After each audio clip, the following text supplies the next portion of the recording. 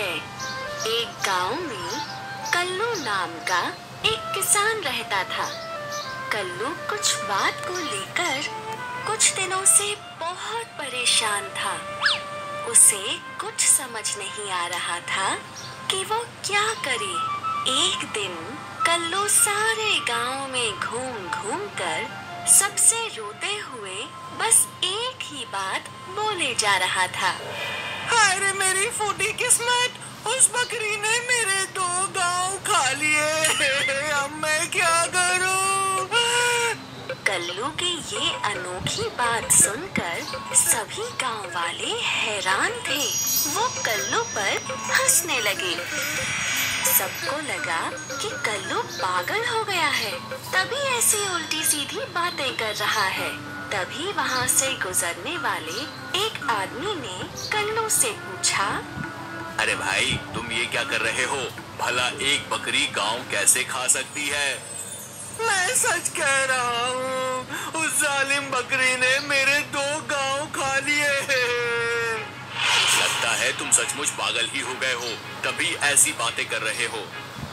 धीरे धीरे कल्लू की ये बात सारे गांव में फैल गई। महाराज के महल में काम करने वाले एक दरबारी ने भी कल्लू की ये अनोखी बात सुनी और अगले दिन जाकर उसने ये बात शहंशाह को बताई। शहंशाह, कल गांव में मैंने बहुत ही अनोखी बात सुनी। कैसी अनोखी बात? शहंशाह, पास के गांव में खबर फैली है कि एक बकरी ने किसान के 2 गांव खा लिए। ये क्या कह रहे हो? भला ऐसा कैसे हो सकता है? तभी दूसरा दरबारी खड़ा होकर कहता है, जी महाराज, मैंने भी ये खबर सुनी है कि एक किसान की बकरी ने 2 गांव खा लिए। ये सुनकर महाराज बहुत हैरान हुए और बोले, तो ठीक है, कल उस आदमी को हमारे सामने पेश किया जाए जिसकी बकरी ने 2 गांव खा लिए हैं। जैसी आपकी आज्ञा महाराज। अगले दिन दरबारियों ने उस आदमी को सभा में बुलाया। शहंशाह सलामत रहे। शहंशाह कल्लू को देखते ही थोड़ा सोच में पड़ गए और बोले, हमने तुम्हें पहले भी कहीं देखा है, पर कहाँ हमें याद नहीं आ रहा। महाराज, कुछ दिन पहले आप दौरे पर मेरे गांव आए थे, तब।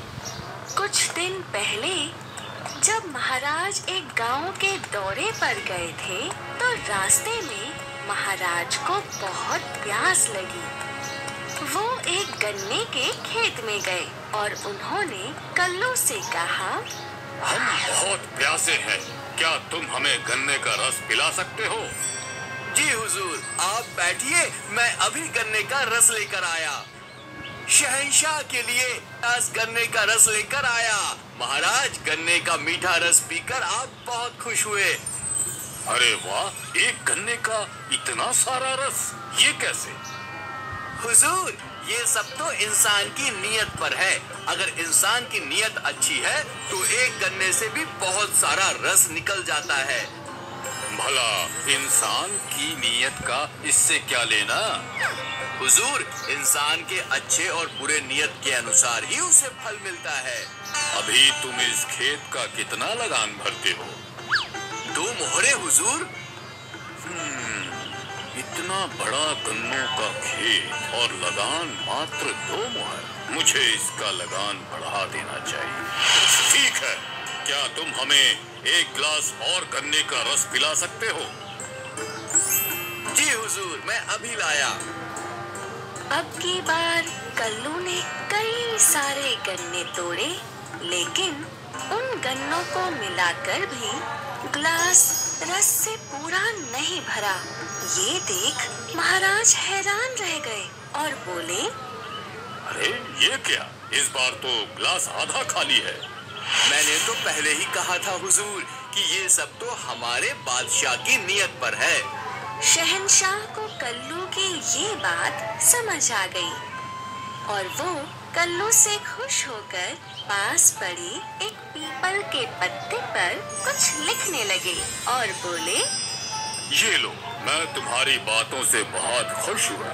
गन्ने की और अधिक खेती करने के लिए मैं पास के 2 गांव तुम्हें इनाम में देता हूँ। तुम महल आकर पीपल का ये पत्ता दिखाना और इसका पक्का कागज ले जाना।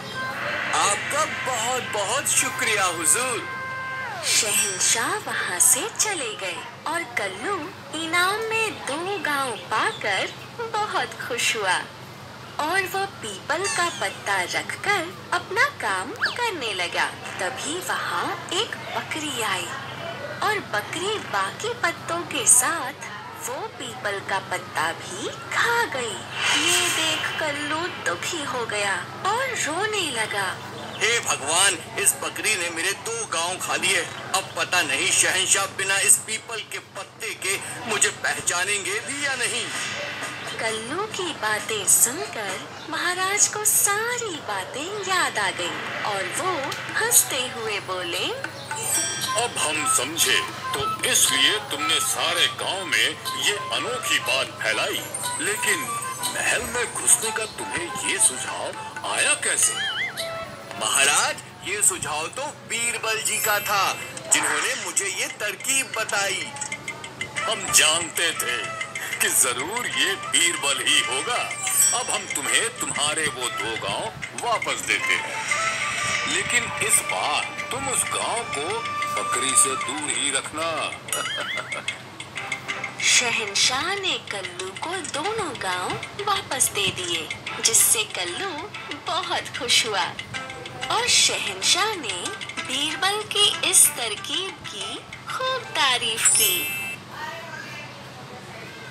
हाय, मैं हूँ शाइनी। अगर आप मुझे ऐसे ही देखना चाहते हैं तो इस वीडियो को जरूर शेयर करें और हाँ, इस चैनल को भी सब्सक्राइब करना ना